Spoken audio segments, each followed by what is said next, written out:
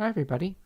Um, First, I was late. Now I'm a little bit early. Figured I might as well get started because there's people waiting, and we're already a little bit past the time. Um, just going to give it a moment. Okay, great. I can see that I'm live. Today's stream is going to start with the type of format that I've done before with some of my other videos, where I'm going to research a topic live. So, what this topic is about, um, this is actually an idea that I've had, and it's a bit of a spoiler for a future video, but in an interesting way. I want to do a panel at a local anime convention in Seattle, which is going to happen in a couple of months. I haven't even applied for a slot yet because I want to make sure that I have a good idea of what I'm going to talk about when I make my pitch, so that I feel like I can accurately say if I'm going to take up half an hour or a whole hour and feel like I have plenty to talk about during that presentation. So, the topic of this panel that I'm thinking about is about a popular anime, which is Dungeon Meshi. And the angle I was going to take was I was going to explain how Dungeon Meshi has a folklorish understanding of the world, and how the anime as a whole, the story as a whole, is really driven by understanding folklore, uh, changing understandings of folklore. And I was going to compare that to real world kind of folklorish understanding of natural phenomena. Okay. So here, I guess I'll start with an outline of what the video looks like, what the panel, what the presentation looks like in my head. Okay. Um, I'll put that at the very top. Outline.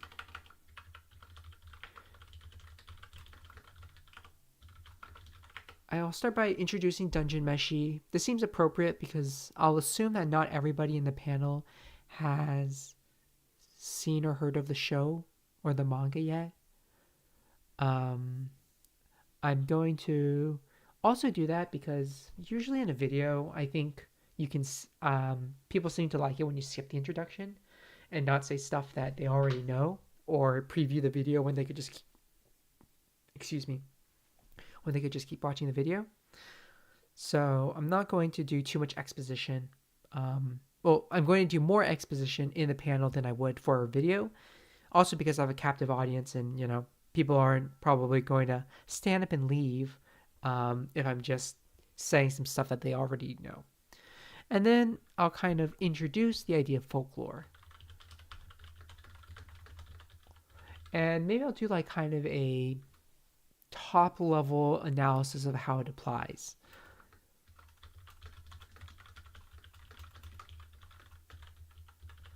And that's where I'll kind of start to lay out some major contours of my argument, um, which is that, let's see, the way I thought about it in my head is that the way that characters in Dungeon Meshi understand the dungeon and the world around them is mostly through kind of person to person communication.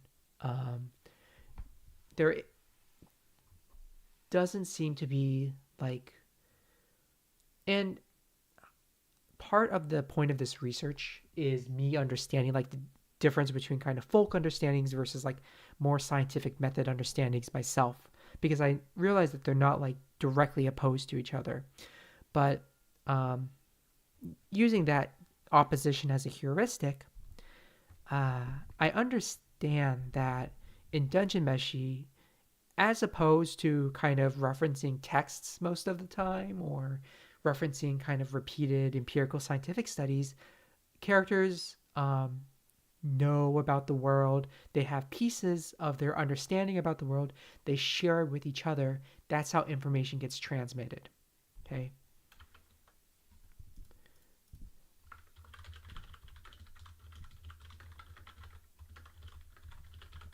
Um, which is also, I think, relevant to the broader structure of the work of the manga, which is unraveling the mystery of what the dungeon, the true nature of the dungeon, right? Which is something that is very elusive to all of the characters, and they have to discover it for themselves. And different people at different points in time learn more or less about the true nature of the dungeon. And that creates a lot of dramatic irony, right? It's a very powerful part of the story, and it's something that was really impactful for me. But even short of the overall nature of the dungeon, there are many other mysteries that are learned about through folklore in the manga, right? Which is just information about how the ecosystem operates and the different parts of the ecosystem. All of that is transmitted orally, it's transmitted through observation. Um, and yeah, I think that's really interesting. Okay, so more about folklore and how it applies. Um, and I guess this is something, again, that I'll need to evolve my own understanding about, to have a better understanding about folklore, to really be able to confidently speak about it and even answer questions if I have to. But it is a vast area of study. So I guess I'll really need to do a lot of reading to be able to handle this point. So this will be something that I'll have to write pretty carefully. Something I wanted to introduce too is I wanted to give historical real world examples of folklorish understandings. Historical real world examples of folklorish understandings of the natural world. What I mean by this is that in a fantasy manga like Dungeon Meshi, there's, I mean, I think people generally understand that, like, when something is set in a fantasy setting, it really is about our own society, as different as things may seem, right? The themes that you explore in the fictional world um, are interesting to the author because they existed in our contemporary world. But there is still um, a distancing, right? That because this manga takes place in this fantastical setting, we're very far removed from um, those types of kinds of understandings of the world.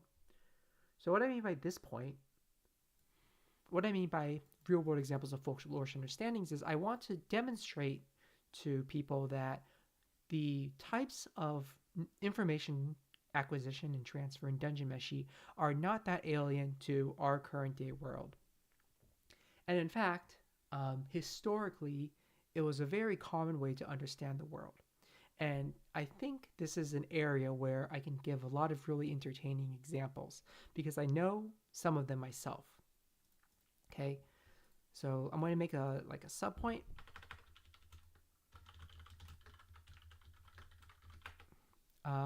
And I'll just share some of what these are. So one of them is salamanders are fireproof. Another one is that I do not know how to spell this word. So the first one is that salamanders are fireproof. It's this idea that salamanders are literally impervious to fire and heat. And the purported origin of this belief is that people would collect firewood, like logs that are out in the wild, and then they would put them in the fire. And when they lit the fire, the salamanders would like run out of the logs, right? Because they were sleeping on the logs, and then the fire wakes them up and it chases them away. And I think this is a really good example because in the modern day, when we look at that example, it seems completely frivolous to us because first, it seems to disprove itself. If salamanders were fireproof, they wouldn't be running away from the fire, obviously. And also, it seems like something that's very easily testable, right? We should very easily be able to demonstrate empirically that salamanders aren't resistant to fire by catching one and morbidly, setting it on fire and it would die, right? Um, so I think that point raises an interesting question of like, why was this belief sincerely widespread, right? Um, the answer is my understanding of the answer is because you know, um, the world was understood in terms different than empirical testing, right? So it wasn't necessary to do empirical testing to have a conclusion about the true nature of salamanders. Another example would be that chameleons do not eat.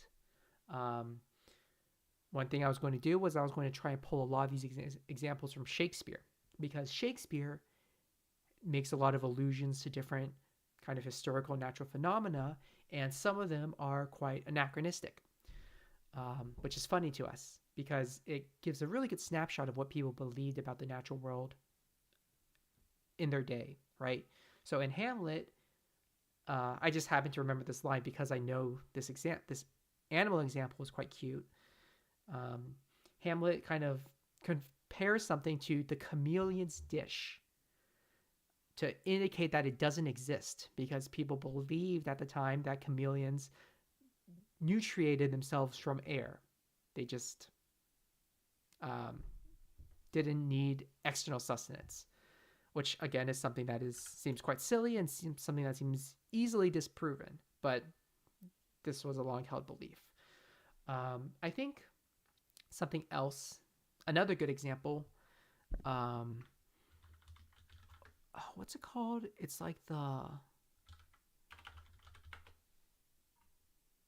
there's that bird that is born from barnacles. Let me see. What was that called? Barnacle goose.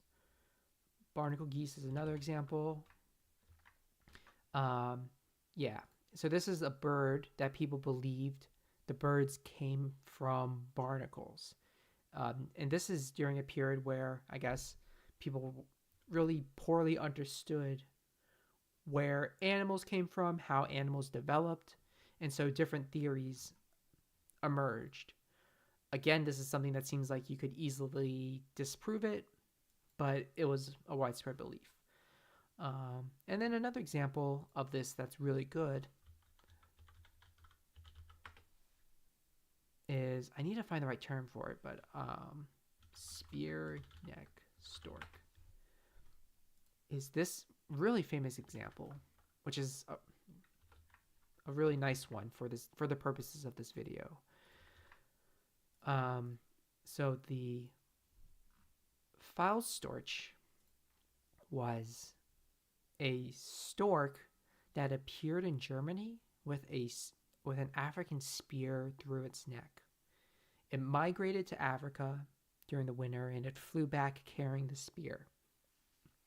And this was physical evidence that in 1822, it was physical evidence that caused people to realize where birds went during the winter because people could still observe things about them, and they observed that birds seemed to disappear, right? Some theories of the time held that they turned into other types of bird mice or hibernated underwater during the winter. And this gave physical evidence that the birds were migrating. Okay, so this kind of establishes a folkish understanding of natural phenomena, of animal patterns. I think there's other examples too that are pretty cute. But I think these are like the ones that I'm aware of that I think demonstrate the point well. The fowl storch is interesting because it seems to, I mean, I'd have to do more research to kind of situate it correctly in history. But to me, it seems to be an example of kind of moving from more folkish understanding of natural phenomena to more scientific understanding, a more like rigorously logical understanding instead of trying to like derive things from natural principles, making sure that we're observing things, right? Okay, great. And one more example that I wanted to do. So the file storage is one way to go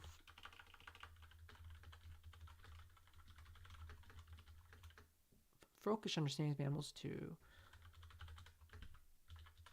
And I think something I want to do to further shrink the distance between us and other understandings is I want to talk about zebra stripes. I think this is an interesting example because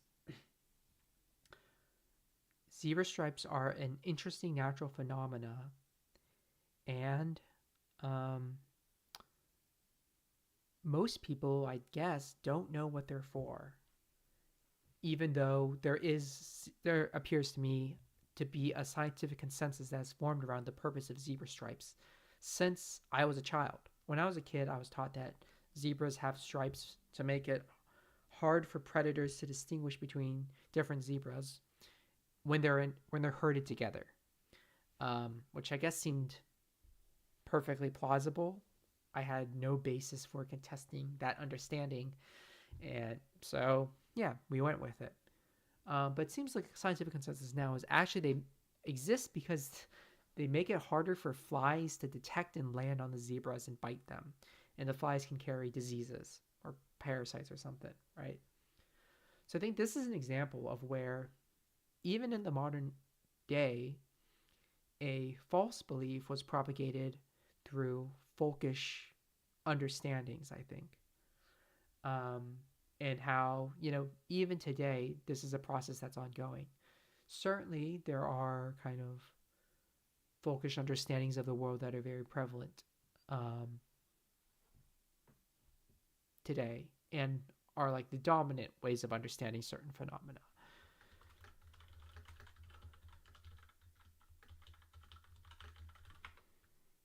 Right. And I guess that would be a good example.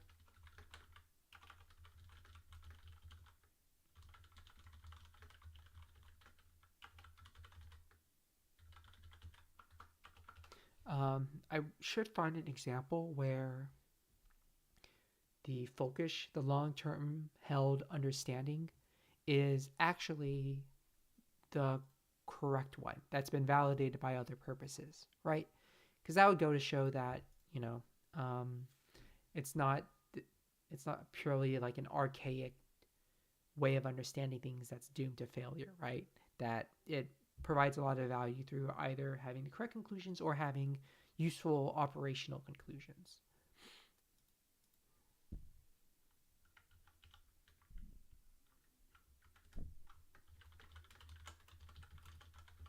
Great. Then, after giving these examples, I was going to maybe go back to Dungeon Meshi and elaborate on kind of folkish understandings.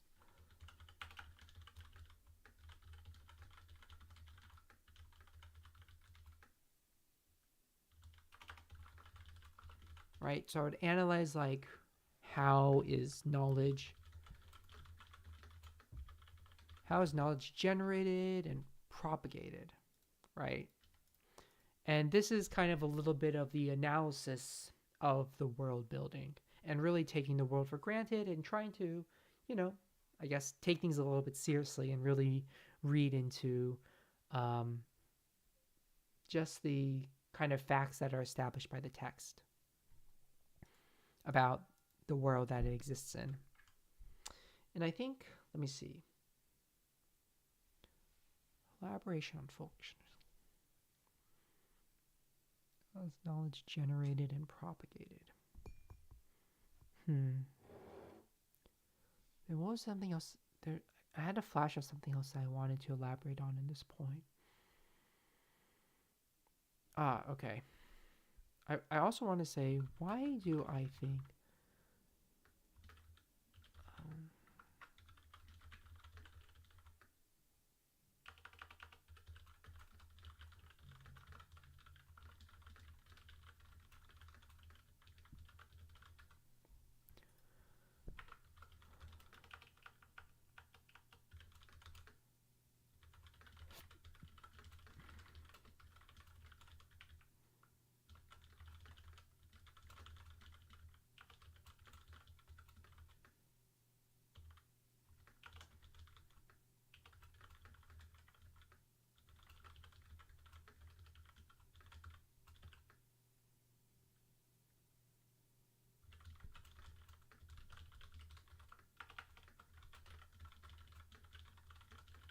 Okay, I went silent a little bit because I'm typing some stuff up.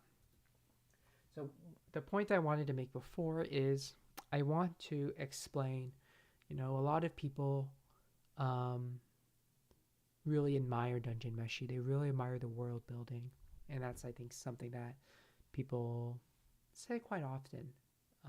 And yeah, I was really impressed about the world that was built too and its interconnections.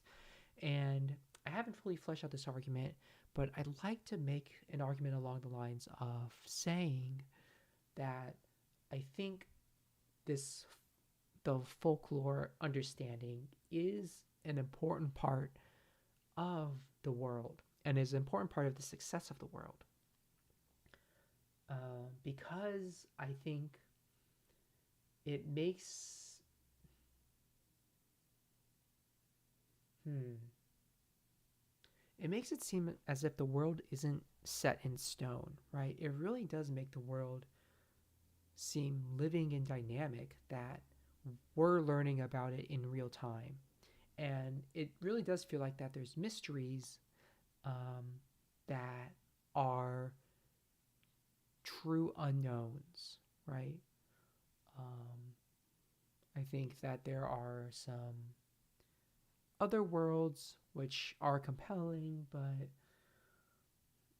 they lack somewhat the sense of discovery. I don't know. I'll have to think about how I want to phrase this point. It's probably something that I'll have to think about off stream.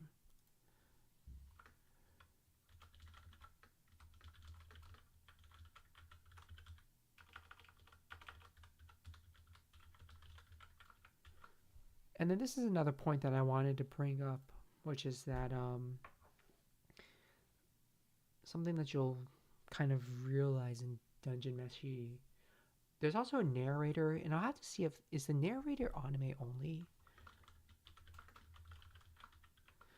But there's this narrator, and we kind of take for granted what the narrator says is true, and we rarely see any case where every character is like fundamentally wrong about a certain phenomena, right? It seems like there's always, I mean, I guess necessarily there must be a character in the story that understands what's going on to be able to explain it to the viewer. So there's no like true mysteries.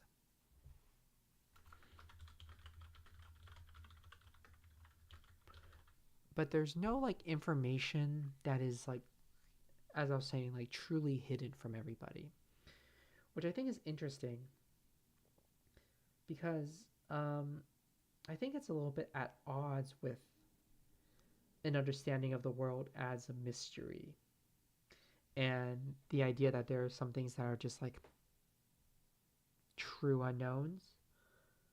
Um, but I think the retort to that is to say that because the fact is like information is introduced in the context of the anime or the manga in the context of the story because it is operationally useful, right? There's it would counteract like the progression of the plot to introduce like mistaken information. Um, and you know the fact is like even even if you admit the possibility that the information they have is false, what matters is that it's effective in the context of the story. It's effective in its time, right? Or it provides something useful in its time. Um, and I think, that's perhaps something that can be extended to folklore, that even though it's not a true understanding of like all the cause and effect for something, it is useful in its time.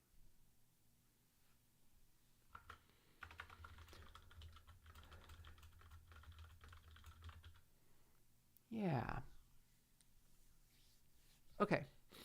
So this is an outline of like some of the major points I wanted to hit, and I'll think about these, um, and yeah, I think I'll have like more points I want to cover through the course of the presentation with time. But for now, I'm just going to kind of flesh out these points and just explaining what the outline of this topic is. Looks like I've already been streaming for about 25 minutes. So even though I'll probably be talking at a faster pace overall, and I'll be saying things more directly than I have been so far, there will be like more kind of explanation of some of these examples, like barnacle geese, right? I'll probably spend a couple of minutes on that, which seems to suggest that I could very easily hit 30 minutes. And this could be a 30-minute presentation. I think it would be interesting if I could make it an hour, but the fact is, most of my videos are 3 to 5 minutes, right? So 30 minutes should be plenty of time for me to cover a lot of content. Okay, so let's get into the research part of it. I've already dug up some interviews with Ryoko Kui about Dungeon Meshi. And she doesn't talk very much about folklore, but that's okay, right? Yeah. I'm going to do some research. And I do want a good fundamental understanding of what folklore is. So I think I'll start from reading some of that.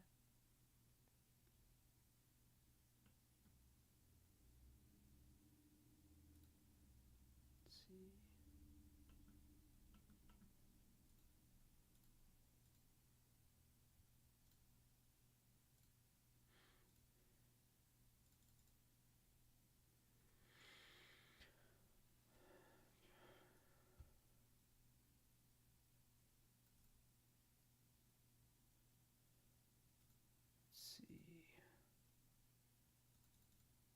See.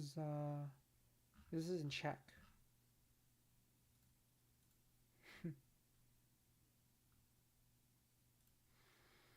Hmm.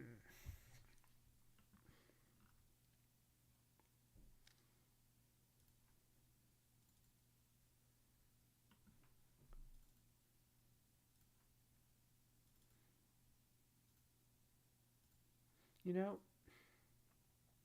I wonder if there's any way I can shoehorn talking about the buried giant.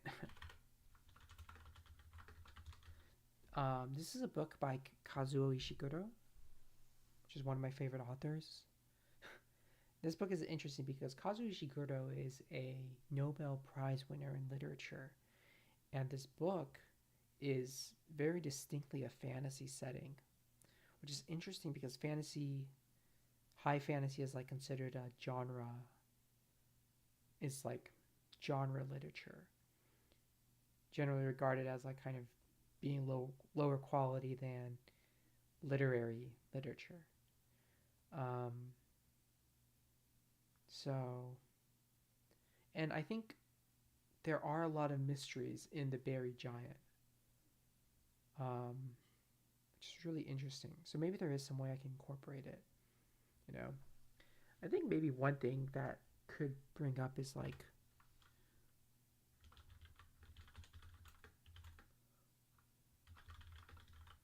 maybe this is me being sorry, knocked my microphone.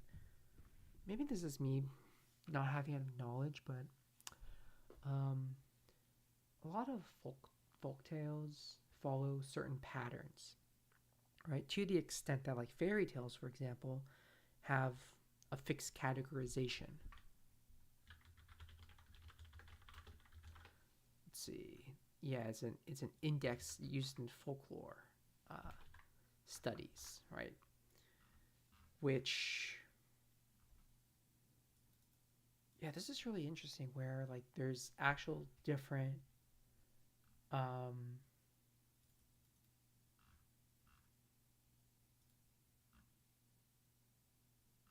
list of items with recurring objects or stories in folk stories. And I'd have to research to see like what Dungeon Meshi fits into because there's a lot of interesting ideas and there's a couple of ideas that seem pretty novel and complex, but that I'm sure can be traced down to folklorish ideas. Yeah, we'll see. I'll have to research this as well. Okay.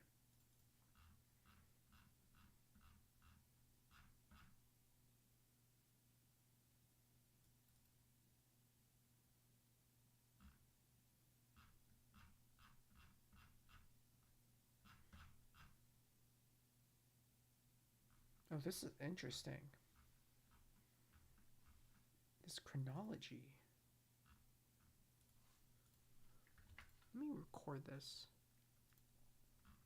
near the bottom.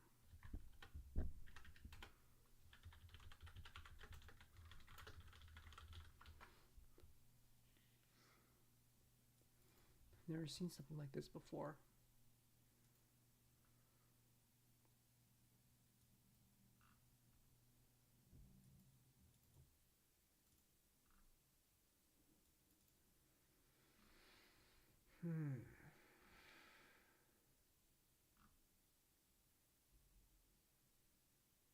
Obscure allegory. Key model of the figure of the enchanter.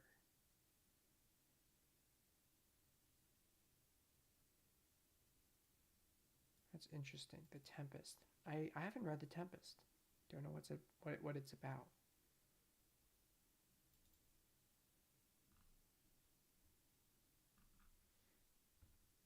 The figure of the enchanter is definitely something that I would say is relevant to Dungeon Meshi. So that's something I might want to investigate. I was planning on making the presentation spoiler free. I can talk about the Lord of the Dungeon. I was expecting to make it like go up until when the anime ends, which would include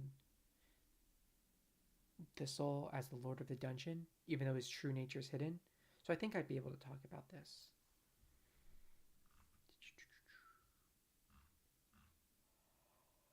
Oh,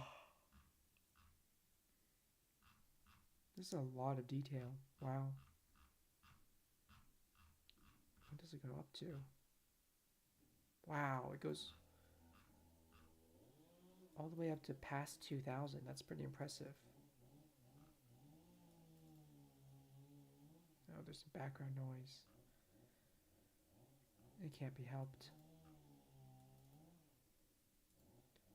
I'm going to just mute and read for a little bit.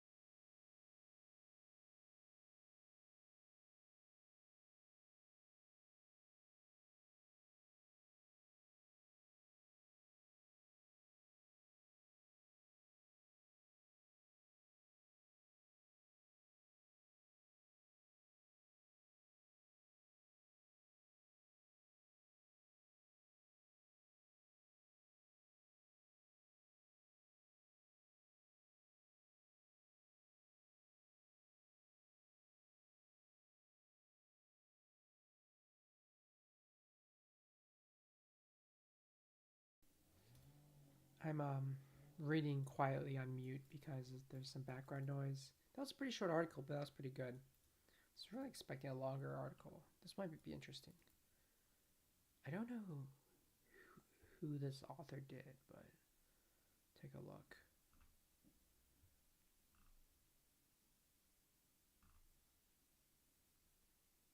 Miyazaki's influence.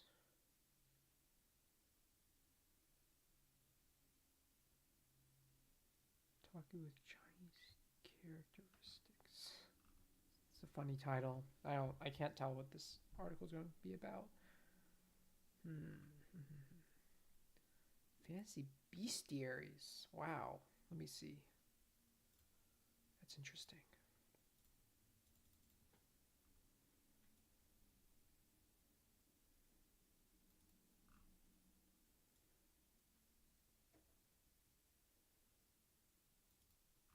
When is this? 2022? When is this? Whatever. I think it's like 2022. Oh, database fantasy.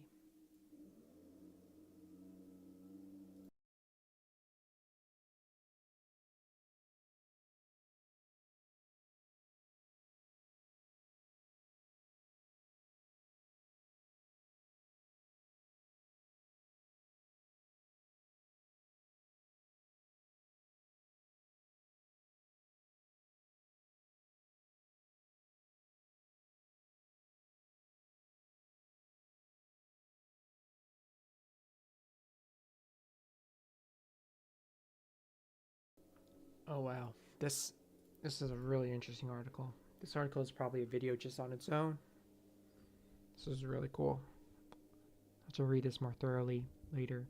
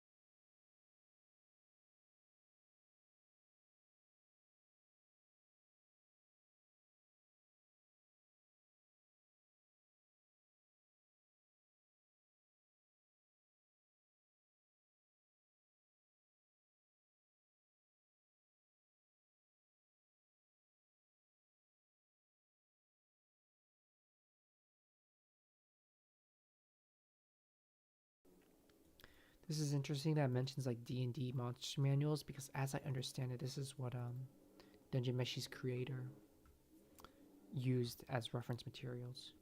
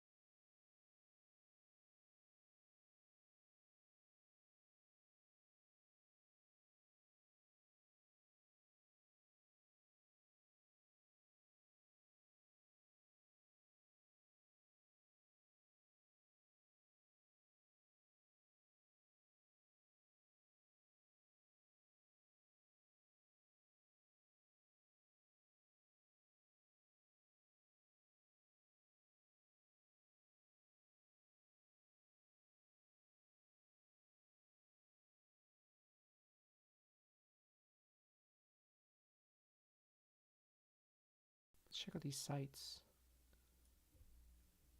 Let's see if I can get any of these.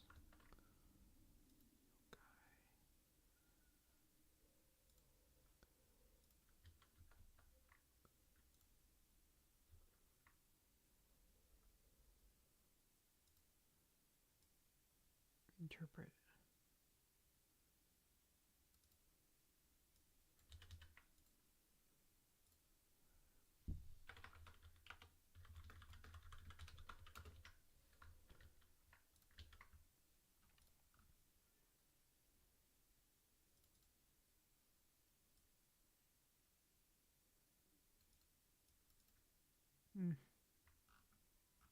Skip. Maybe it's interesting, but not for right now.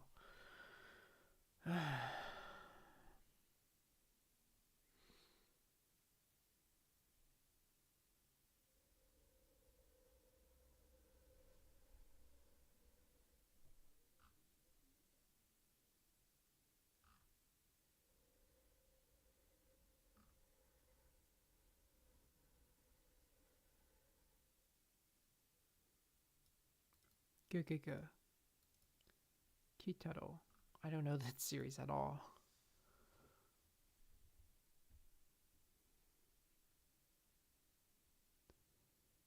Transmedia migratory potential of a media-specific form of manga. The problems that result from current corporate. Recent Japanese transmedia practices are propelled by the iconic drawing style used for manga characters, which makes manga characters versatile with regard to moving across different media platforms.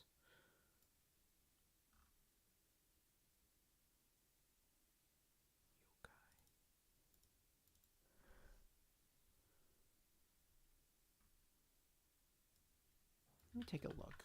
I don't know this person's work offhand. Oh yeah. Huh. I haven't really seen these a lot of these pictures before. I've seen some of them.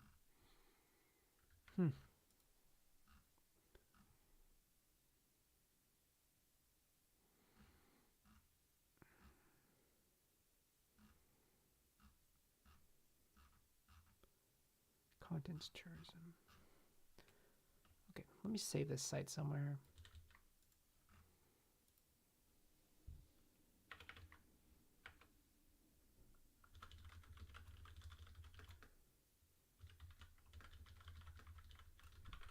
Something like that. That's what this article's about. But I don't think it's really relevant to what we're doing here. Managing the media mix.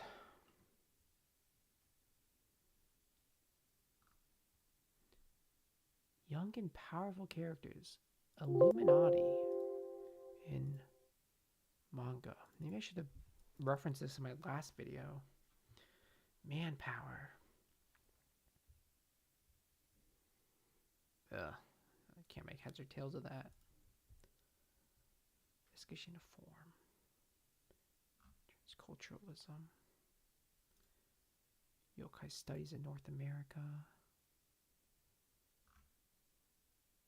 Takashi Mike.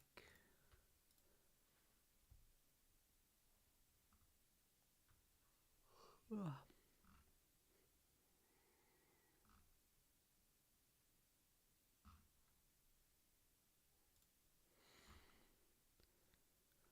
Okay, let's keep going back. So the reason I searched this originally is, it's a pretty naive thing to search. One thing I learned in high school when I first started learning how to do research is you should always just first search exactly what you're looking for, just to see if it's out there. You know, all the times if you just type in and search for exactly the thing that you want to make your argument, you'll find it. So a very naive search can actually have really good results. And I'm finding here that, yeah, I'm seeing a lot of really useful articles.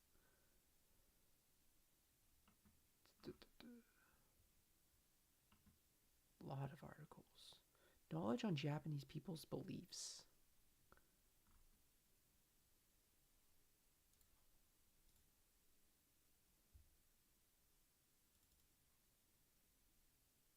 from Indonesia?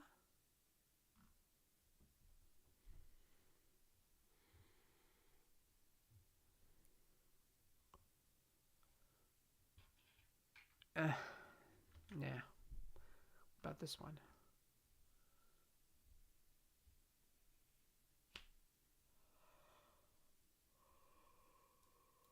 Okay, this I definitely should have referenced in my previous video, but oh well. Published in the U.S. Quite popular among Americans. Living stories. That's nice. The idea of a living story. I think that will be relevant to my article, my presentation. Japanese motifs.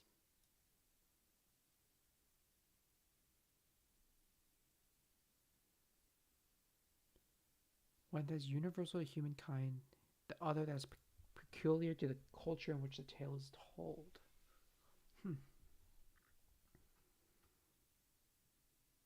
Okay, that's pretty cool. Let's get this going. Let's save this site.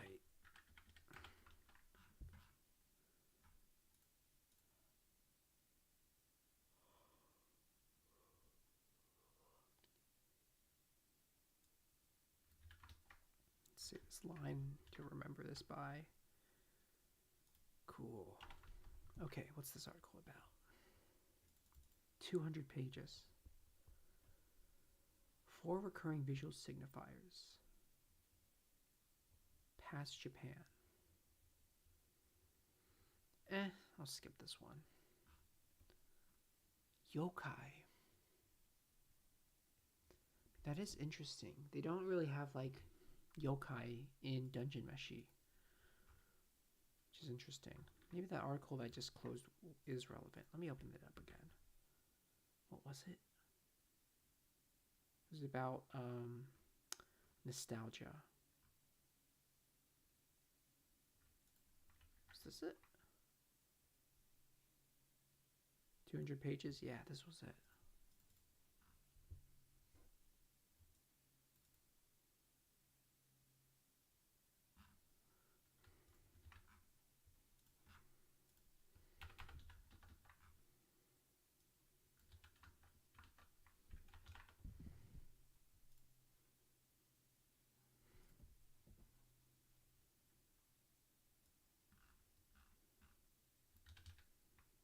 Okay, I accidentally published this.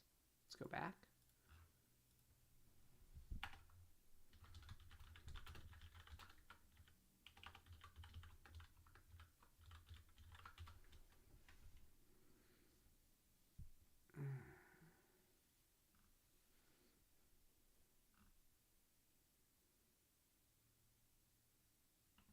Popular culture world. Oh, this is in. Not sure what language this is in. I can't read it though. Prague? So it is Czech again?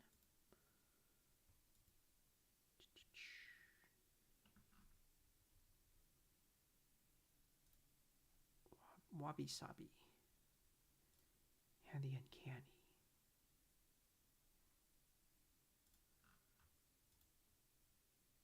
Teaching cultural, historical, religious landscapes with anime. Roots of cool Japan. Media and the folk. There's a lot of good literature on this topic.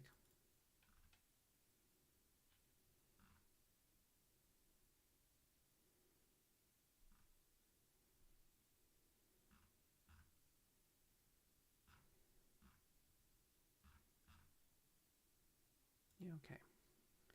Media and the folk. Both as an identity and as a category that defines the field of study.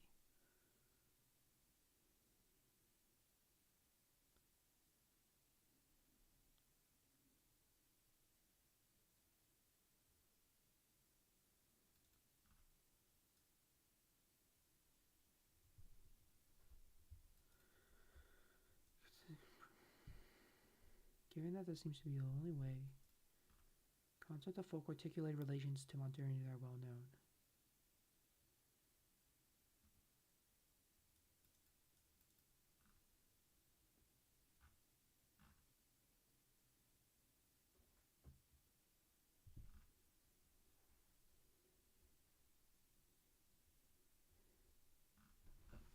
This seems like a pretty involved argument that about spatial relations that might not be quite relevant to what I'm trying to discuss.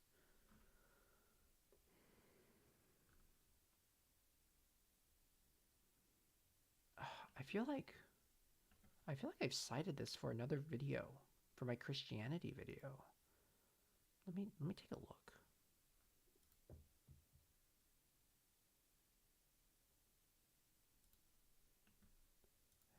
This is interesting. Europe. I mean, this is definitely a relevant aspect. Folks are reviewing the European setting of some of the main anime productions that contain this kind of contents. 1970 shoujo. I think I did see this actually. I think I did cite this before. It was like part of my argument in the video about Christianity.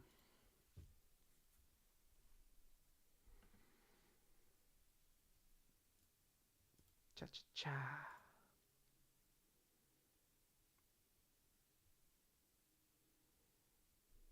Visual codes.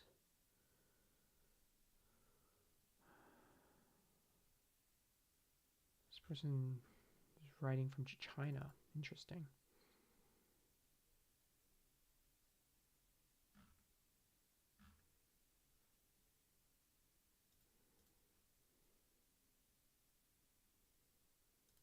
Next page. Peony flowers. Oh, this might be good. Transmedia and transcultural consumption.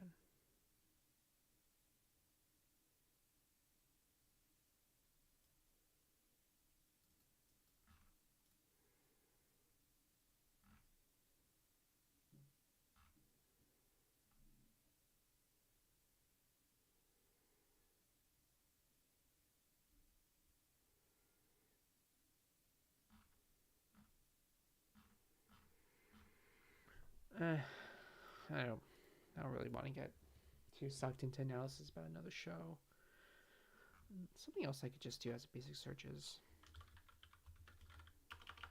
I can't remember if I've done this search already. Is anybody writing about this? What is this? What is this? March 2024. Okay, whatever.